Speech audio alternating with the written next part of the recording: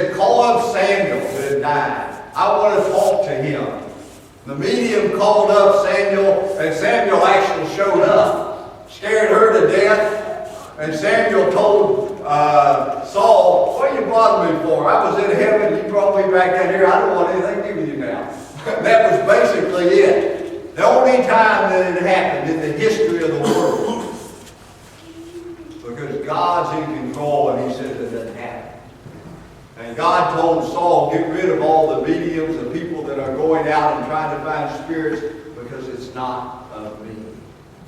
People who are claiming other religions and ideas are trying to steal the sheep of Jesus from the flock. And we need to make sure that we aren't following any of those thieves. Second point that we want to look at, Jesus said, I am the door to the sheep. 7 through 10 of John 10. Therefore Jesus said again, I tell you the truth, I am the gate for the sheep.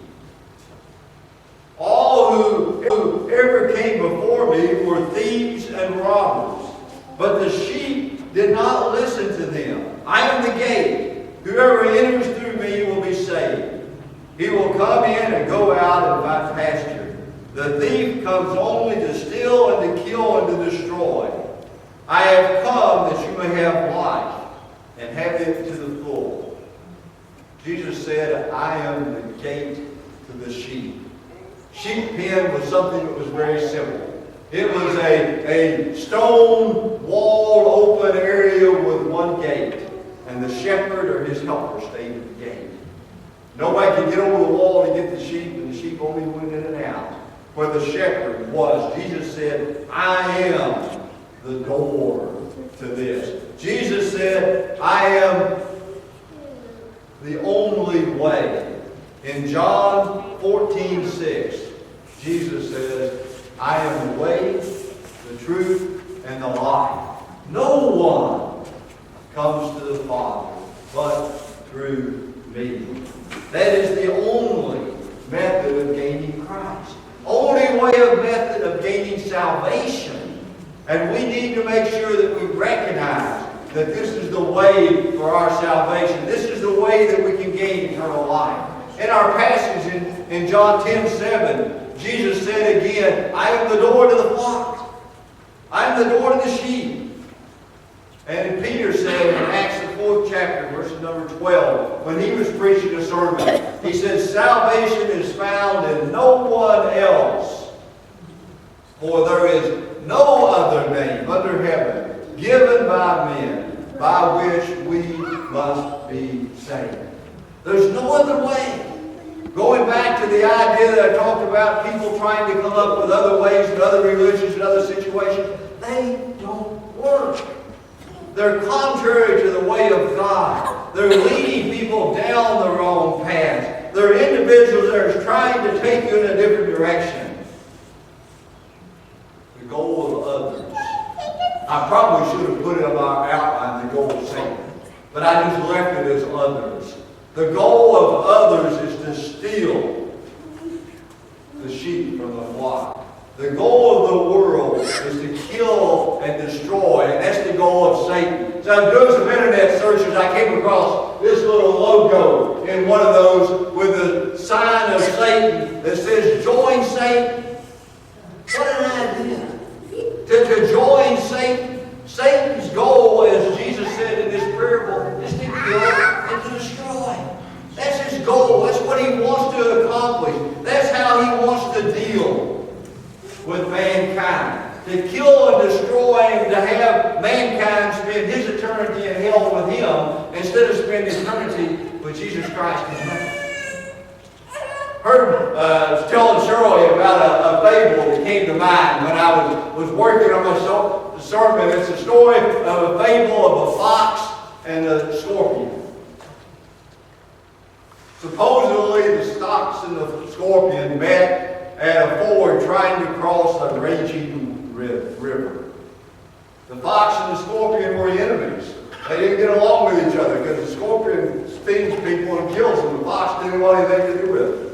But they both wanted to cross the river. They got to talking about the need to cross the river, and the scorpion said, I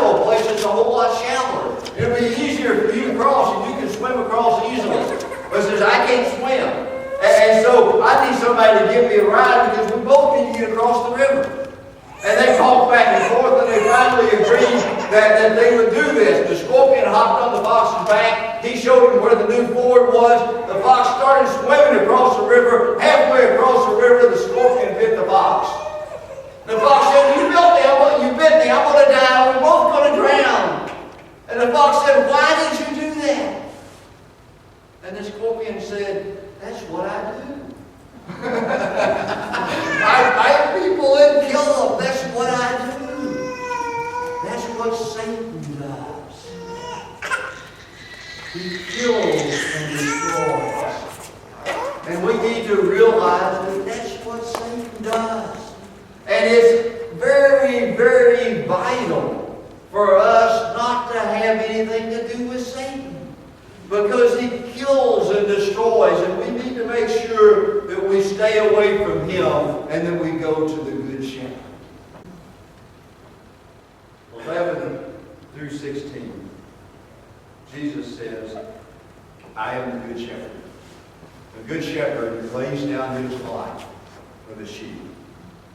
The hired man is not a shepherd who owns the sheep. So when he sees the wolf coming, he abandons the sheep and runs away. Then the wolf attacks the flock and scatters it. The man runs away because he is a hired hand and cares nothing for the sheep. I am the good shepherd. I know my sheep, and my sheep know me. Just as the Father knows me, and I know the Father, and I lay down my life for the sheep. I have other sheep that are not of this sheep pen. I must bring them also.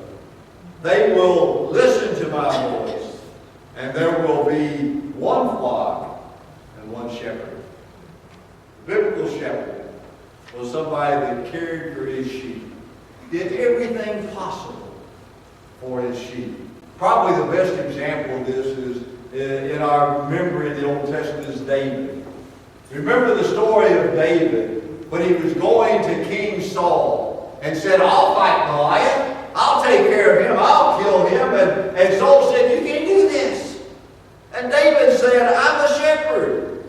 Now that was a great statement to be made to somebody who wanted to go out and fight a giant, wasn't it? Say, I'm a shepherd. But then he went on and he said, I'm a shepherd. And when I was watching my father's sheep, a lion came, and I defended the sheep and killed it.